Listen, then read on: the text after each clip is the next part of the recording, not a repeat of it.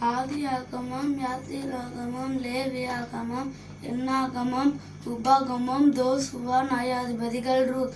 1 Samuel, 2 Samuel, 1 ராஜாக்கள், 2 ராஜாக்கள், 1 நாளாகமம், 2 நாளாகமம், எஸ்ட்ரா, நெகேமியா, எஸ்தேர், யோபு, சங்கீதம், நீதிமொழிகள், பிரசங்கி, உன்னத பாட்டு, ஏசாயா, எரேமியா, புலம்பல், எசேக்கியேல், தானியேல், ஓசியா,